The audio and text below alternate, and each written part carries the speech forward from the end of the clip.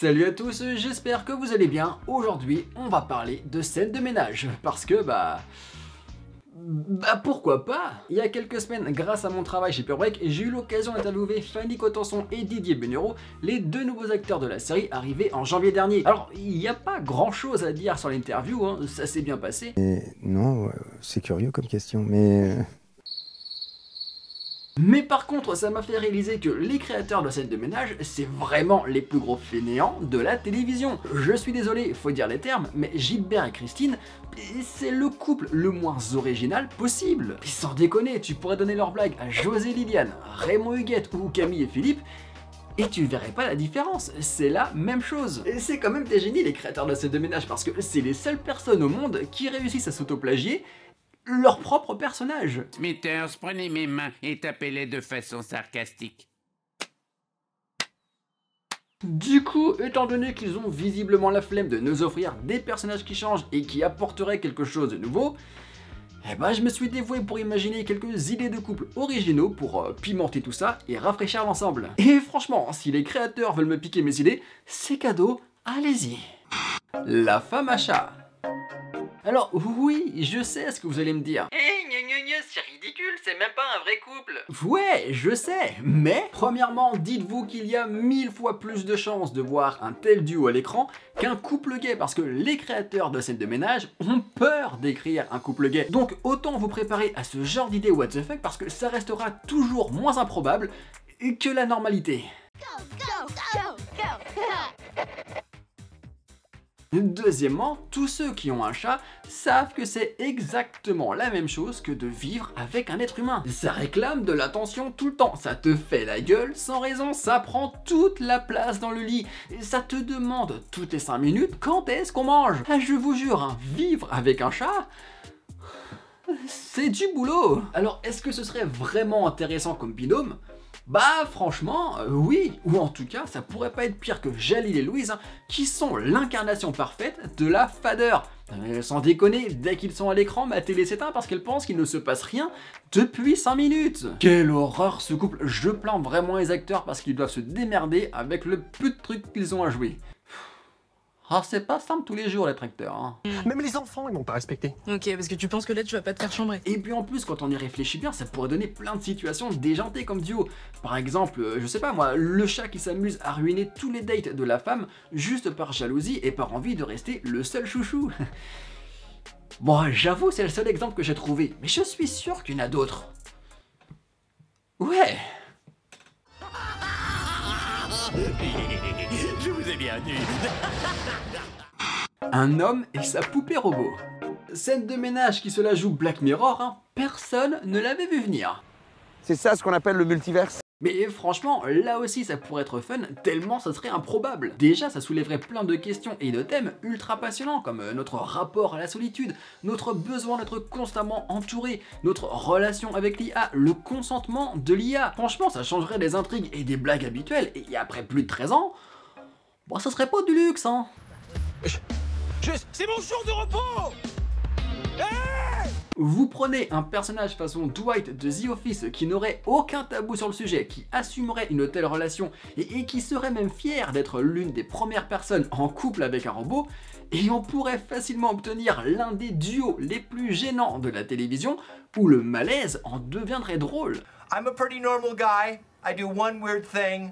Et puis ça va, faites pas les choquer parce que les couples gênants et glauques qu'on a quand même l'habitude d'en voir sur M6, avec son émission de merde qu'est L'amour est dans le pré, qui s'amuse quand même parfois de la détresse émotionnelle et de la misère de ses candidats. Non mais parce que pour revenir à The Office, même dans cette série, on n'a jamais eu de moment aussi gênant que cette séquence-là. Ce genre de moment à te faire tellement cringer que ton cerveau te dit bye bye et t'envoie dans le coma parce qu'il n'assume tout simplement pas de regarder et de rire devant ça.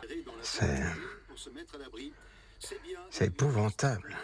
Donc oui, il y a du potentiel avec tellement de quiproquos possibles et ça sera juste gênant à souhait comme on l'aime sans jamais devenir traumatisant comme la réalité peut l'être parfois. Et puis de toute façon c'était soit ça, soit un couple avec un mec qui kidnappe une femme qui commence à développer un syndrome de Stockholm. Je pense que le monde n'est pas encore prêt pour ça. Un couple de stars.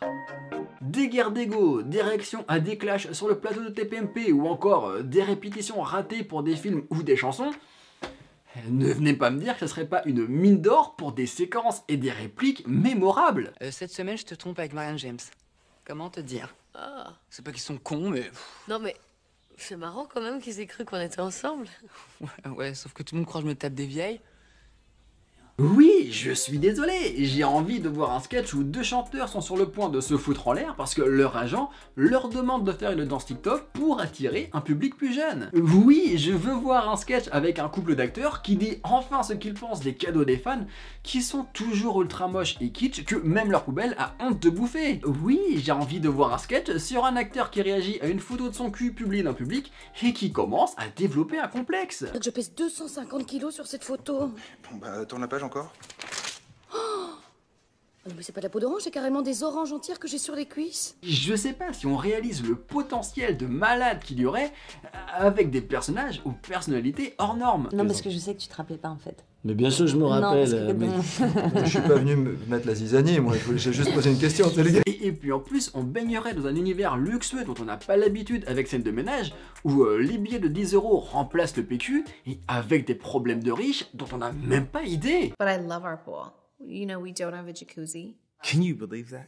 Can you believe we don't have a jacuzzi? Comment font les stars pour ne pas s'ennuyer à mourir durant une cérémonie de récompense? Est-ce que les stars se font souvent refaire le nez parce qu'ils s'allongent à force de mentir en faisant croire qu'elles s'intéressent vraiment à ce qu'on leur dit? Comment avoir un appartement classe et cool quand on vient de gagner un César et qui est la récompense la plus moche du monde? Tant de questions qui méritent des réponses et qui pourraient donner lieu à des sketchs géniaux. Évidemment, ça ne sera jamais aussi drôle que Platane, mais je sais pas, je rêve d'avoir une sorte d'envers du décor avec des sketchs qui seraient aussi cool que ça. Puis en plus, elle m'étouffe.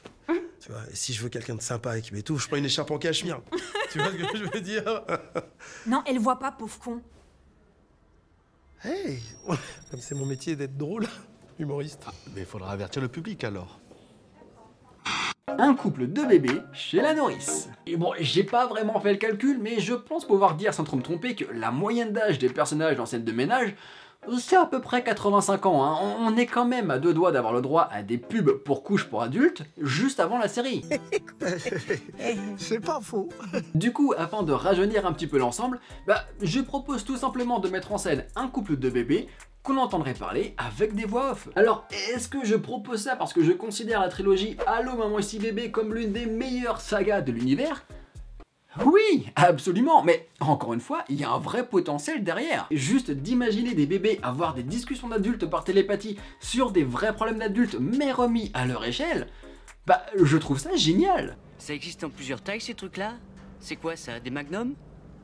Qu'est-ce que tu regardes là? Tu penserais pas la même chose que moi?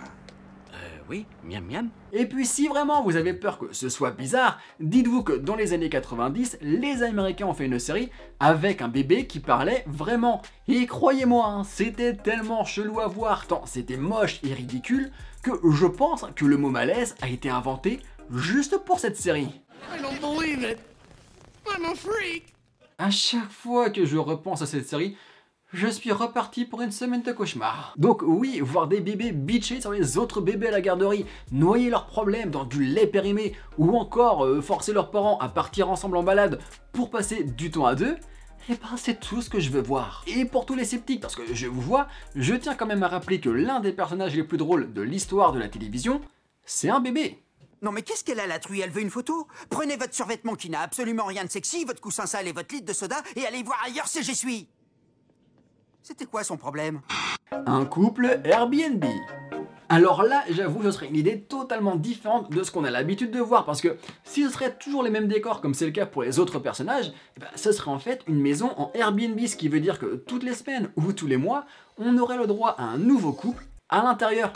Oh, c'est génial! Mais oui, c'est génial! De cette façon, ça permettrait d'avoir le droit à plein de profils différents et variés, sans prendre le risque de s'engluer dans quelque chose, et ça permettrait d'aborder plein de nouveaux thèmes. Je sais pas moi, par exemple on pourrait voir un couple avec deux collègues qui couchent ensemble, une femme avec son amant, des touristes qui voyagent en France, ou encore des ados qui passent leurs premières vacances ensemble. Je sais pas pour vous, mais je trouve que ça pourrait être fun de voir la maison être le théâtre d'enjeux totalement différent à chaque fois. Entre l'excitation d'avoir une relation secrète au travail, la peur de voir la liaison être découverte par un mari jaloux, les différences culturelles qui cassent les couilles ou encore le gros flip des ados en découvrant que la vie à deux leur fait agir comme leurs propres parents, bah je me répète, mais encore une fois, il y a un énorme potentiel derrière.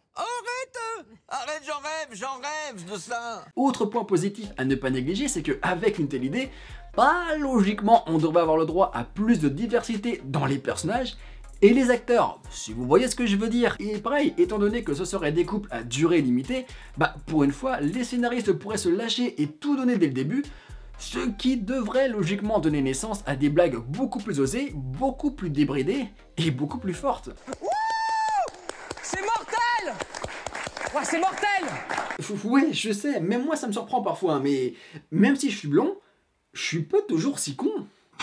Un couple de cambrioleurs. Pour le coup, ce serait totalement l'inverse du couple Airbnb, parce que ici, on aurait toujours les mêmes personnages, mais dans des décors totalement différents à chaque fois, parce que toutes les semaines ou tous les mois, on les suivrait sur un nouveau cambriolage. Je suis désolé, je veux pas sous-entendre à votre place que je suis un génie avec que des idées brillantes, mais encore une fois, ce serait un concept absolument incroyable. Ah ouais, waouh. Ah. Non, c'est bien, c'est bien. Voir un couple de cambrioleurs s'engueuler parce qu'ils se sont gourés de maison, se prendre la tête pour savoir si le lampadaire de salon irait dans leur propre salon, ou encore profiter de l'absence des propriétaires pour aller dans le jacuzzi ou la cave à vin, puis ça serait forcément génial. Et puis on pourrait aussi les suivre juste chez eux, comme au moment de la préparation d'un nouveau cambriolage, et voir à quoi ressemble leur vie quotidienne quand ils ne sont pas au travail. En fait, ce serait comme avec des super-héros, t'aurais deux univers totalement géniaux à explorer. Leur vie normale et leur vie secrète, et comment ça cohabite, comment ça joue sur leurs relations, etc. Ça, c'est les Caraïbes. Depuis 2 ans, ma vie ressemble à une comédie romantique. Je me répète, mais ça poserait plein de questions ultra importantes. Est-ce qu'il existe une application de rencontre pour les cambrioleurs? Comment font les cambrioleurs pour acheter leur équipement sans jamais se faire griller? Est-ce qu'un cambrioleur vole vraiment le cœur de sa partenaire? Est-ce que c'est considéré comme radin ou romantique d'offrir à son ou sa partenaire un bijou qu'on vient de voler?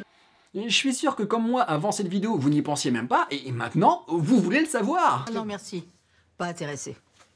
Et petit point bonus absolument incroyable, c'est que ça permettrait des crossovers avec les autres couples.